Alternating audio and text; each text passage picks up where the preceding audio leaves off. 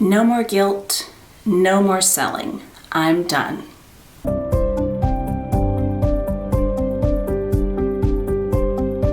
Hi, I hope you're having a wonderful day today. Today is the follow-up video that I spoke about in my handbag collection video that I was going to do a part 2 to why I am no longer selling my bags. And I also would like to address guilt. Why I am no longer going to feel guilt about things that I own anymore. I have 7 reasons that I'm no longer going to be buying bags. Well, actually 8, because one came to me this morning. So get into all of that. But before we do, if you're new to my channel, my name is Melinda. If you're returning, thank you so much for coming back. I would love it if you would just take one moment and hit that subscribe button down below. And let's get into this. So the bonus reason, to turn my phone upside down. There is somebody at my door. It's probably my husband. We're snowed in. There's nobody at my door. Okay, so the first reason, well, not the first reason, the bonus reason. I spoke about this in the video that I did shortly after coming back to YouTube about why I've stopped selling my bags. And that was that there was a new tax law that was going to be coming into or implemented into the United States last year, which was any amount that you got in your account over $600, be it through a check, Venmo, PayPal, Zelle, a bank transfer, whatever it may be, was going to be $10.99. That did not pass last year. My husband told me it has passed for this year, for 2024, and they have raised the limit to $5,000. So I'm utterly confused by it still. So it's not increments of $5,000. It's once you hit $5,000, you're going to get a $10.99, and then it's going to continue. If you only get $5 more, you're going to get a $10.99. It's going to accumulate, and that amount of money is going to get a $10.99 and be taxed at my husband's super high tax rate. So I've already paid 10% tax on all these bags. So if I do ever end up selling something, I'm going to have to speak with a tax accountant and find out what the laws are on this. And if you take a loss, which you almost always do, if you make a gain, but I mean, it makes it even that much more complicated. So I did have a vlog sale. This is number 1 reason. I did that video, and a lot of you wrote me and said, you're not selling anymore, you're hanging on to your things. And a lot of you wrote me and said, it's money sitting on a shelf, go put it towards a beautiful piece of jewelry, another bag, something that you would love. And so I did have a vlog sale. There was a lot of wonderful comments in that video, and I'm going to get to that because that has a lot to do with the guilt. But so I did have a vlog sale. It was the worst vlog sale I have ever had on YouTube, ever. I had my first vlog sale on YouTube my first year I was on here. Everything sold so quickly. I have never had more than maybe 1 item not sell on a vlog sale. I sold 2 contemporary bags. I sold 1 luxury card holder. I had 2 for sale. One of them so low price, both of them were low priced. And I had 3 luxury bags. Out of the 3 luxury bags, I got 1 email asking if I would sell it for $1,000, and the 1 other email on one of the other bags just asking if it was still available, and then they never followed up. So as far as how I priced everything for my vlog sale, I priced it below today's current prices, and I priced it below what I paid. So I took the things that did sell, I took a loss on, and if the other things sold, again, I would have taken a loss on. These are some bags that, especially my Chanel Deauville, that would have went so fast in the past. I had it for lower than I paid for it, and no tax, and I was paying for the shipping and doing all the shipping myself. A handbag is anywhere from $50 to $100+ to ship now, and I was covering all of that as well. So it was just an absolute epic fail. It was. I've never had a fail like that. And it had, that video, I took it down because I was like, I'm just keeping everything. I don't want to deal with it anymore. That video had a lot of views, a lot of views, well over 10,000 views. And between that and posting on Instagram about it, a lot of people knew about this sale. No one was interested, which brings me to point number 2. I feel like right now it's really a buyer's market, and I'm fine losing money. I don't expect to make money. I have told y'all as long as I've been on this channel, bags are not investments. They are not. In my opinion, they are not investments. Once in a while, you're going to find something like, one of those bags that just everybody wants, but it's so rare. It's so rare. So I feel like right now it is a buyer's market, and you're going to lose money anyways. But right now people, from the person that wanted my bag for like $1,000, and I already had it well below retail, no tax, free shipping, everything. And I'm like, you just want something for nothing. And I get it, I do. And I kind of hope that some of these big companies like Fashion Vile, who have pre-loved bags for like, I don't know, $20 less sometimes, and sometimes the same price as retail, and sometimes over retail. I hope that these companies come down and are more reasonable, and those of you that are into wanting to purchase something from the pre-loved market can get some good deals. I was just unwilling to give things away. We'll get into that. But number 3, stress. It is so stressful selling. Scams. I have been scammed.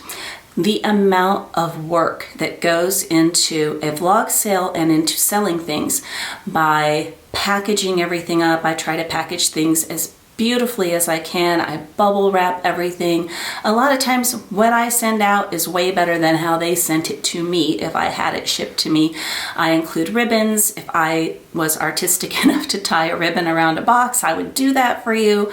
But it's a lot of work, and it's a whole lot of stress, because once you sell the item and you're waiting for it to get to the buyer, waiting to hear back from the buyer that they're happy. I want the buyer to be happy. You're taking tons of pictures, and you're in constant communication, making sure each box is going to the correct person, that you have it labeled all right. And I'm not a business. I don't sit and ship things every day.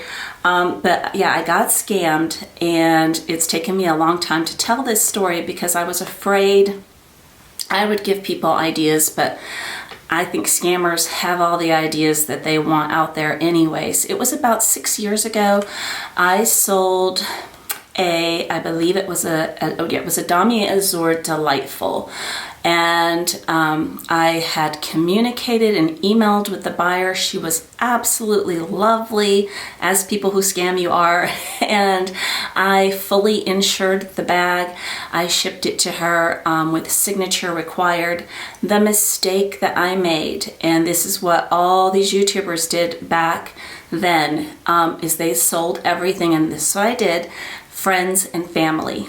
Don't sell friends and family, and don't buy friends and family unless you really are friends or family. I had been told that that completely protected you as a seller.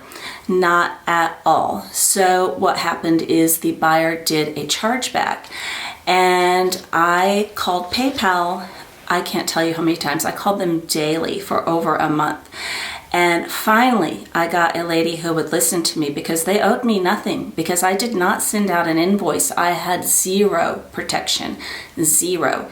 The invoice, 3%, and it was under $100. Whatever, I can't remember the amount that I sold the bag for, but it certainly wasn't worth losing the full amount of the bag. If I use PayPal, I do that 3% and I cover that 3%. But I finally got a lady on the phone who understood me. She understood the tracking. She understood the situation. She put the money back into my account. However, she told me if PayPal ruled in the buyer's favor, that they very well would probably take the money right back out of my account. I was just sick about that and I think it was definitely under $100. I don't remember the exact amount, but whatever it was ridiculous to lose $1,000+ over not sending out an invoice. So that was a lesson learned. But I'm terrified that, there's other ways that people can scam. I don't know. I don't know all the things people do, but it's scary selling. It's very stressful and very scary selling. So they did end up siding with the buyer, and I got an email, and it said we have sided with the buyer. However, since you have been a PayPal member for so long and we've never had one complaint, one strike, one issue, nothing, we are going to leave the money in your account. Don't do this again. And I promise you I didn't. So that's scary. Number 4, regret. I have learned the hard way. I have sold a lot of bags, and I've learned the hard way that I fall back in love with a lot of them. A wonderful example of that would be my Lady Dior bags that I sold. I regret those so much. I had a beautiful opalescent pearly gray color in the medium size, and then I had the black with the badges in the small size. Didn't like that strap, but I probably could have ordered a different strap to go with the bag. But those, I think they were in the 3,000-ish range. I got the medium one pre-loved. I got the other one from the boutique. A medium now with the boutique is $6,500. And to find that color again, it'd be next to impossible. If I had just held on to that a little bit longer, then I wouldn't have that regret. I had thought about selling some of my Chanel collection in 2020. I spoke with my husband about this, and he was like, no, don't do it. Just hang on to them. I'm so grateful I did. Who would have ever imagined the way that they would be now, which brings me into number 5, the current prices. So you're selling something and it has gone up more than double than when you purchased it. And if I'm correct, I think Chanel's doing some funky stuff where you can't just get bags. I'm not into the Chanel thing, and I haven't been for a couple of years, but so I could be wrong about that, but I wouldn't want to spend that much more anyways, and same with the Lady Dior. If I would have just hung on to that and just kept it a little bit longer. Number 6, and I hope that this does not come out wrong. I don't want this to come out the wrong way, but number 6, I don't have to flip bags to buy bags anymore. A lot of that was taking this money and putting it towards something else. And it is money sitting on a shelf if you're not using it. I get it. It still is. But in the way today is, no one's interested anyway. So there's just no point. And I also feel like overall, I have really learned my style so much better. The 3 bags that I had listed were all really huge totes. I was hoping to use those totes to fly, and they're all too big and too bulky to fit under the seat of the plane to give me any kind of leg room. So, lesson learned times 3. One of them I knew, the beach bag I knew, the Saint Laurent, the Rive Gauche tote, I knew that would never ever work underneath the seat of the plane. But the Chanel, Deauville, and the Fendi Sunshine Shopper, I thought that they would. And I did get the Chanel Deauville underneath, but you're sitting all cramped up, no leg room whatsoever. And just another example. This is one I've had a couple of years now. I have a love-hate relationship with this bag. The old me would have flipped this so fast. I don't like that. I don't like it. I've said it a lot. Somebody told me it was my fault because I was unzipping it incorrectly. I don't know how you unzip a bag incorrectly. Maybe I did. I don't know. But I know the first time I took this into Saint Laurent, I was in Miami, and the sales associate was like, "Why does your bag look so good?" And I'm like, "'Cause it's like a week old." He goes, "Oh, that was a big hint." That was a big hint. But it's beautiful, and I'm gonna lose money, and I enjoy using this on vacation. I enjoy it a lot. It went to Aruba with me. It's been to Miami with me. Nothing is perfect. So let's get into the guilt now.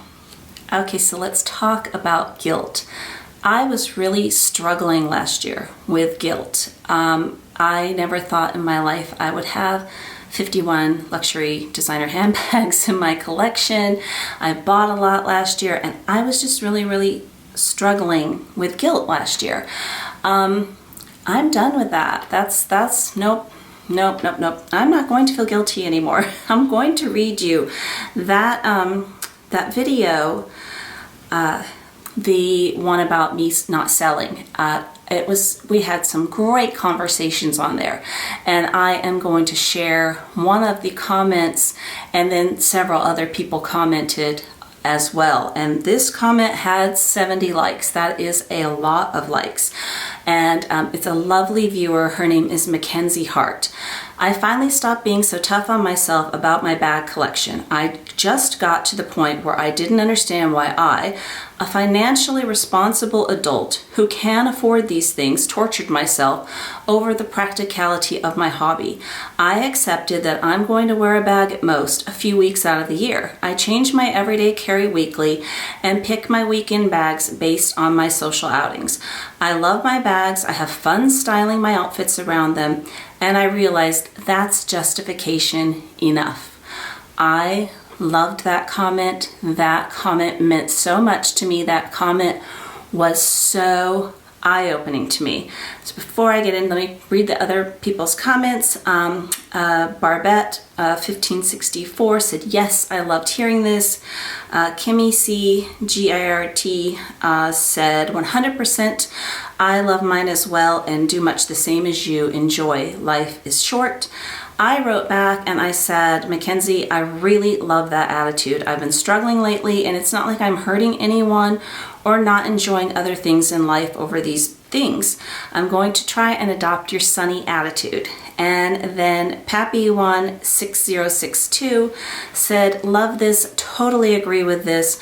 I am similar in my rotations. There are some bags like my Chanel Jumbo that I've only worn 3 times in the last 5 years since getting it, but it's sentimental and beautiful and so expensive to replace, so I won't sell it.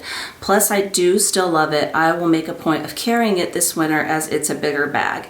My Jumbo is one of my most sentimental bags in my entire collection, and also one of my least used. I think as women, we get so much flack for buying girly things, fun girly things, handbags, jewelry, luxury, whereas men, I think they just get a free pass with absolutely everything. My husband could own 30 Rolexes, and other men would be like, that's so cool, dude, yeah. You know, that's just how it works. Look at Jay Leno's car collection. Everybody's like, oh man, that's awesome. Well, you don't have to be Jay Leno to have a collection of something that you can afford and enjoy without the judgment. I really don't get judgment. None of my friends judge me. My husband does not care whatsoever what I do. My children do not care. My father does not care. My father knows that I do YouTube. He knows that some of these bags are worth more than some of my husband's watches, and he finds that amusing. He is so amused when I told him how many views I've had lifetime. I will not give him the name of my channel because my father will whip his phone out at church and be like, look, Melinda got a new Rolex. I promise you he would. He said he wouldn't, but he would. My sister, her whole family, they know that I do YouTube. They know all about my channel. I mean, no one in my life that matters to me judges me. My friends don't judge me. I have 2 groups of friends. They either know what it is and they're into it, or they have no idea what it is and they just say, oh, that's a pretty bag when we go out for lunch or whatever. And it's not a big deal. It's funny, the judgment comes from my husband's friends. Other men are like, I don't want my wife seeing what your wife does.